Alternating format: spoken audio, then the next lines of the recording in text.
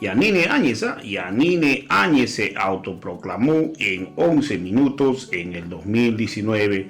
Las prisas de la derecha para que la bancada del MAS no entre al legislativo desde la apertura de la sesión 198 de la Cámara de Senadores, y en su condición de segunda vicepresidenta, Yanine Áñez tardó 11 minutos y 20 segundos para proclamarse presidenta del Estado plurinacional por sucesión constitucional.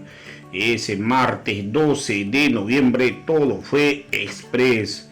Evo Morales, para aquel momento había renunciado el domingo 10 de noviembre en Chimoré, su bastión sindical y político en el Chapare cochabambino. 3 semanas de presión de los movimientos cívicos y de oposición, un informe preliminar de la Organización de Estados Americanos que le atribuyó el fraude electoral, un motín policial de proporciones y la sugerencia de las Fuerzas Armadas a renunciar habían sellado su final. Un aire de celebración con crédito prepago se había apoderado del círculo íntimo de Yanine Áñez cuando se supo que detrás de Morales también se iban el vicepresidente Álvaro García, la presidenta de la Cámara de Senadores Adriana Salvatierra y el primer vicepresidente de ese mismo órgano Rubén Medinaceli y el titular de la Cámara de Diputados Víctor Borda. Casi en ese orden eran los llamados a la sucesión constitucional. Yanine Áñez ya había sido requerida por los periodistas y ya se sentía presidenta, arropada por sus correligionarios de Unidad Demócrata. La bancada de minoría del actual periodo legislativo y de Bolivia dice no, que en las elecciones desahuciadas del 20 de octubre consiguió apenas el 4.5% de la votación nacional. Aupada por el movimiento que lideró por los 21 días Luis Fernando Camacho, el presidente del influyente Comité Pro Cívico Santa Cruz, Áñez se aprestaba a tomar el poder sin el respaldo del movimiento al socialismo, que era la fuerza mayoritaria en la Asamblea Legislativa Plurinacional, aunque dispuesta a ignorarla.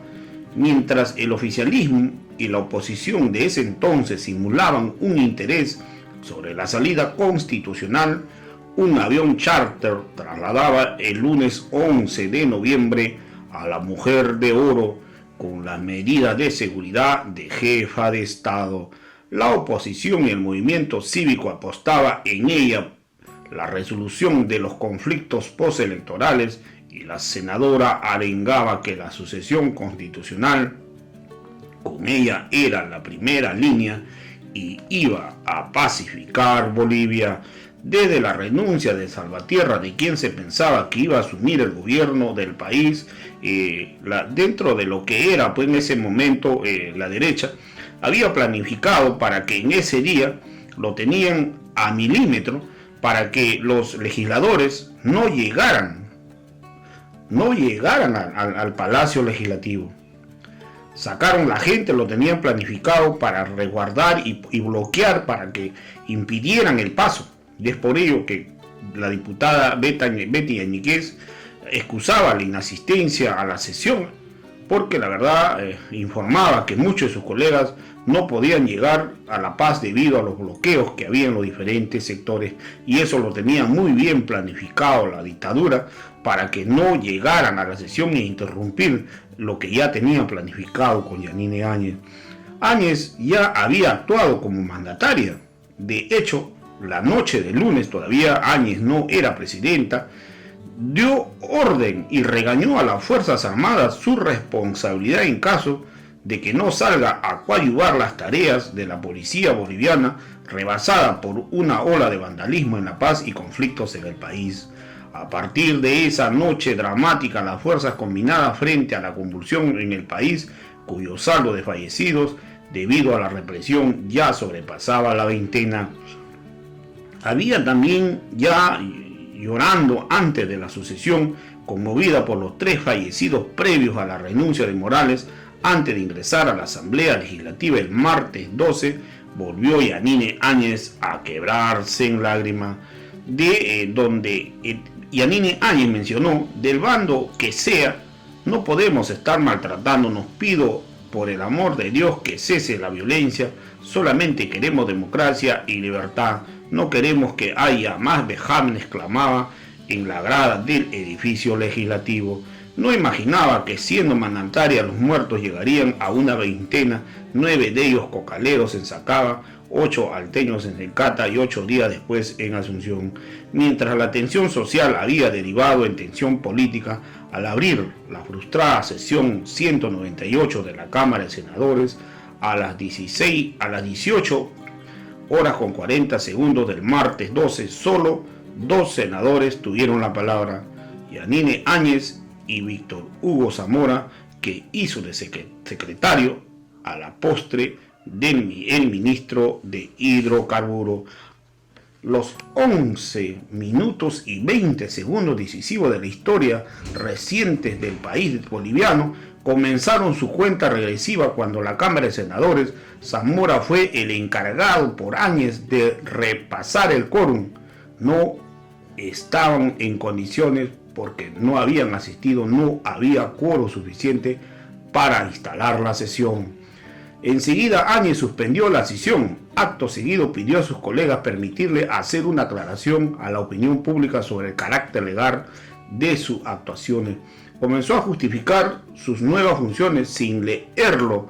Apeló al inciso del artículo 41 del Reglamento General de la Cámara de Senadores: reemplazar a la presidenta o presidente del Senado y la primera vicepresidenta o vicepresidente cuando ambos se hallen ausentes por cualquier impedimento. Corresponde a mi persona asumir la presidencia de este camaral, dijo, y cerró su presentación. Corresponde a mi persona asumir la presidencia de este camaral, dijo Yanine Áñez, y cerró su presentación. Luego bajó las gradas hacia el hemiciclo de la Cámara de Diputados y ahí, con poco más de 6 minutos después, otra vez sin quórum ni la revisión de la asistencia y la ausencia de los diputados y senadores del MAS, abrió la sesión a la Asamblea Legislativa.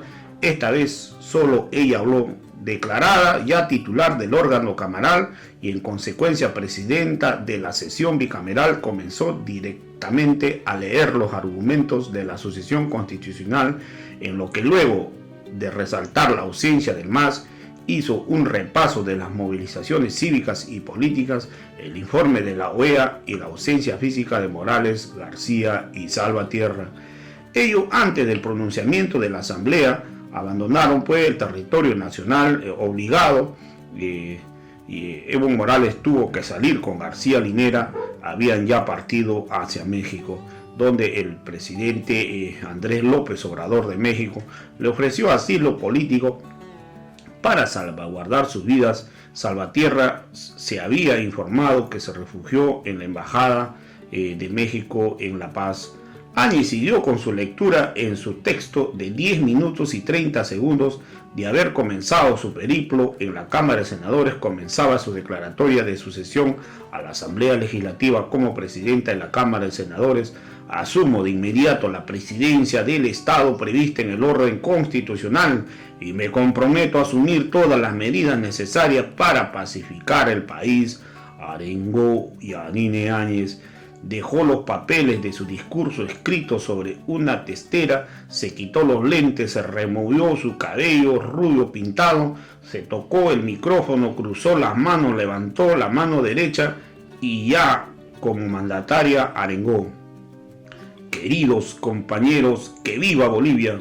Se puso de pie y se sumó la algarabía en todo el entorno en el lugar, donde la gente empezaron a victoriar: Bolivia, Bolivia, Bolivia. Clausuraron el acto sin los símbolos patrios que suelen imponerse quienes asumen el mando de la nación, sin mayores protocolos y sin las curules de la bancada mayoritaria vacía.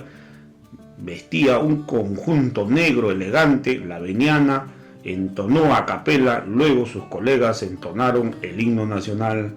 Había terminado los 11 minutos y 20 segundos cruciales ante el vacío de poder.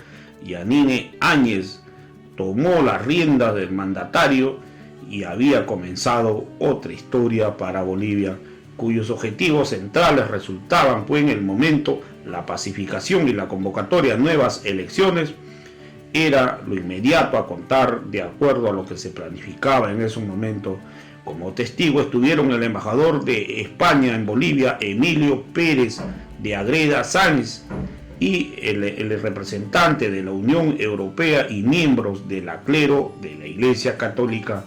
También con la misma premura del acto breve del Tribunal Constitucional, avaló a Yanine Áñez para que pueda asumir la presidencia como sucesión constitucional.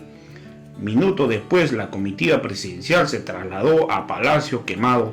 Áñez, como prometió Camacho durante la rebelión cívica, ingresó al edificio republicano con una pesada Biblia en la mano. Antes de salir a los balcones, el jefe de las Fuerzas Armadas, Morales, dijo que se trataba de entonces del comandante William Calimán. Le impuso la banda presidencial que lució. Poco antes, los seguidores se habían apostado en la Plaza Murillo, Camacho a la izquierda, Marco Pumari a la derecha, y la verdad completaban esta escena simbólica en aquel momento. Entonces nosotros podemos ver acá claramente cómo Áñez, la verdad, no hubo quórum necesario, y como no había quórum y sabía que en cualquier momento podría llegar los legisladores del movimiento al socialismo, todo fue tan rápido, no hubo símbolos patrios, fue 11 minutos y 20 segundos, ¿eh? Todo fue a la veloz, así rapidísimo la proclamaron, porque sabía que corría riesgo de su proclamación. Entonces esta es parte, amigos, de la investigación que traemos para cada uno que nos siguen por Camino Sur. Bueno, mis amigos, tengan muy buenos días y conmigo será hasta más tarde.